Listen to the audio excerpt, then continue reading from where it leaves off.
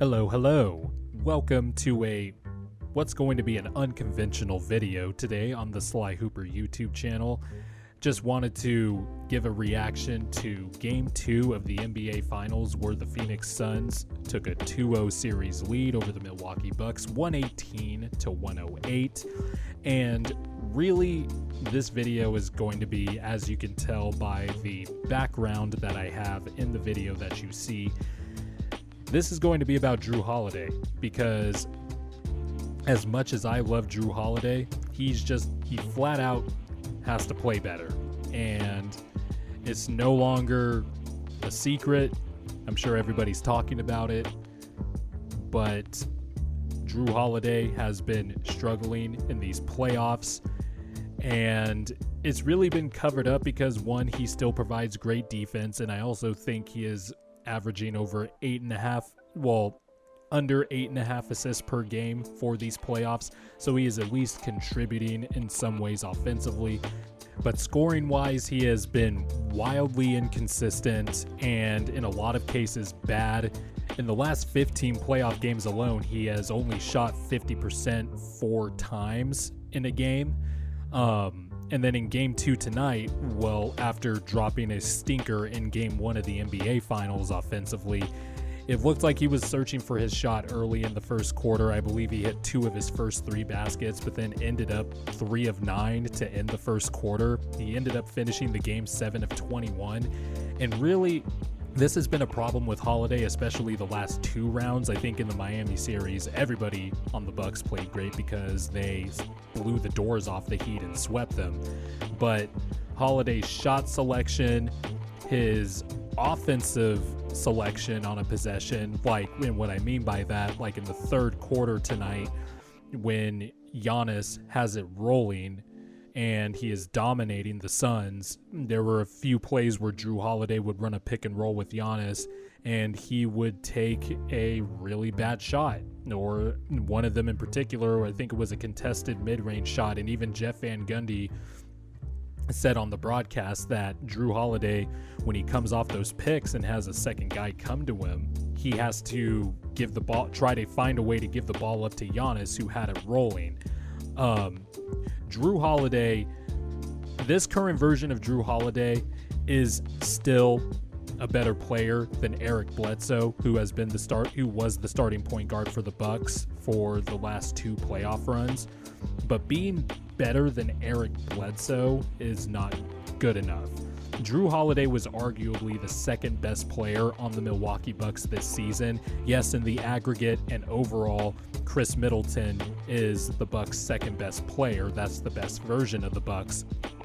But Jrue Holiday, for a lot of the year, I thought was the second best player on the Bucks, and he is not playing like it at all. Pat Connaughton was honestly the second best player on the floor for the Bucks tonight. And if that is going to be the way it is for Milwaukee, where Pat Connaughton is your second best player, then the Bucks are in trouble, like in huge trouble, because not only did Jrue Holiday struggle, Khris Middleton struggled. And yes, we could talk about Khris Middleton struggling from the field tonight, but in Game 1, he was awesome. And he also did bring the Bucks to the NBA Finals with an outrageous third quarter in Game 6 against the Hawks in the Eastern Conference Finals. And I don't want to give Khris Middleton a pass because he was also just as bad, but also Mikal Bridges on the Phoenix Suns. Mikal Bridges had Khris Middleton in absolute hell and really just took it to him tonight. And I thought Khris Middleton struggled a lot because Mikal Bridges was fantastic. But I really want to center on Jrue Holiday here because he is supposed to be the upgrade over Eric Bledsoe offensively, and the Bucks aren't paying Jrue Holiday this massive extension that they gave him this season to be just a slight upgrade over Eric Bledsoe in the playoffs. I mean, everybody knows the Twitter account StatMuse. They posted some eerily similar stats to comparing Jrue Holiday and Eric Bledsoe's playoff runs or playoff career numbers as a Milwaukee Buck. And they are really, it's really similar. Jrue Holiday is shooting worse from the free throw line, which is also something that's kind of insane. But Jrue Holiday is really putting up Eric Bledsoe numbers for the Milwaukee Bucks on offense. And the only reason that he still shouldn't be compared to Eric Bledsoe is because Jrue Holiday is a better defender, and also he's a better playmaker. We should point that out as well. But the shooting splits that StatMuse posted were just mind-jarring, and I'm sure you could see it on the video right here. But bottom line, Jrue Holiday has to be better. The Bucks right now, well, before Game 2 tonight, have had a 113.5 offensive rating in the playoffs, which is 10th, compared to a 117.5 offensive rating in the regular season, which was 7th. And that's largely because Jrue Holiday has just been flat out bad offensively, minus, the playmaking. And the reason that, the starting lineup of, Brook Lopez, Giannis Antetokounmpo, PJ Tucker, Khris Middleton, and Jrue Holiday, they have had such a really low offensive rating in these playoffs is largely because Jrue Holiday's been bad. The Bucks offense really gets unlocked when Giannis is at center. And by the way, also Brook Lopez was fantastic tonight on defense. I do not want to, dismiss that. By the way, I know everybody wants to get on Bud. I've certainly had my criticisms about Mike Budenholzer, but this was not on him. I thought the Bucks actually tried different things in this game. You can tell that they switched up the coverage on Chris Paul and Devin Booker's pick and rolls. They really tried to not take away the mid-range, but try to load more defensive attention to their whatever side of the floor they were on. And they were basically saying that the other guys have to make threes to beat us. And, well, the Suns did that. Look at the stats. Compare the stats from Game 1 to Game 2, especially when you look on cleaning the glass. The Bucks did not allow a lot of corner threes for the Suns in Game 1. And then in Game 2, the Suns had a barrage of corner threes. 43% of their shot attempts were from the corners, and the Suns shot 20 of 40 from 3. That is absurd. The Bucks' game plan was sound. It was just flat out Khris Middleton and Jrue Holiday had to play better to support Giannis Antetokounmpo, who had one of the best finals games in NBA Finals history. 42-12, and he was 11 of 18 from the line, which is 61%, but Giannis still had 18 free throw attempts, and he made 11 of them, and he was still 15 of 22 from the field, and played spectacular defense, by the way. 42-12, 4 assists, and 3 blocks and a steal. Giannis was a +3 tonight.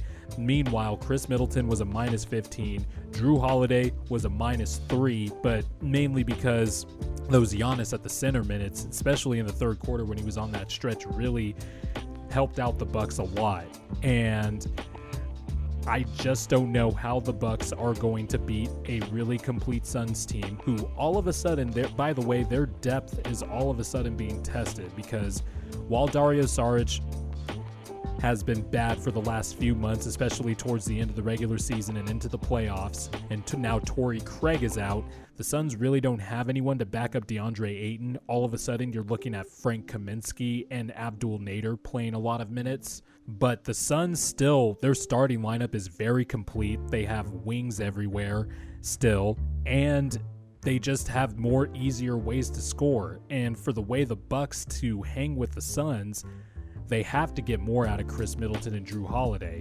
Khris Middleton had a great Game 1, and Giannis had a, kind of a meh Game 1 of the finals. It's the Bucks' big three is not all clicking together at the same time. And I wouldn't even say Khris Middleton had a great Game 1. He was 12 for 26. But he was still offensively aggressive, looking for a shot. It all comes down to Jrue Holiday. He has to provide support for Giannis and Middleton to take the pressure off of, obviously, both of them, who have been, awesome for the Bucks in these playoffs and have been the mantle of resiliency. But I mean, you got a special big man who has a gimpy knee dominating the other team while his 2 max player teammates aren't helping him. Stop me if you heard that one before. In another series that I will not mention because it still hurts. Anyway, the Bucks defense, Mike Budenholzer, none of those were the problems. Jrue Holiday has to be better, just flat out. And if Jrue Holiday and Khris Middleton, they didn't even have to play amazing tonight. They just had to play solid games, and I think the Bucks win that game. I thought they had a solid game plan to start. They attacked the rim. They, rightfully so, I thought, went with the game plan early on of, we're going to make their role players beat us. And then they had to switch it up a few times once it became apparent that Mikal Bridges and Jay Crowder, Cam Johnson, and Devin Booker were hitting threes everywhere. I mean, they tried different things, but really, sometimes the adjustment that's staring you right in the face is really simple. And the simple fact is, Jrue Holiday and Khris Middleton need to be better. That's just it. They are the second and third best players on the Bucks, and they have to support Giannis, or this series is going to end sooner than I originally expected. I picked the Suns to win this series in 6, with the possibility that it could go 7, because I think Milwaukee has shown me a lot in terms of resiliency, despite questionable coaching, clogged toilet offense, and weird lineups, etc. This might be over quick if Jrue Holiday and Khris Middleton, Jrue Holiday specifically, doesn't get his shit together.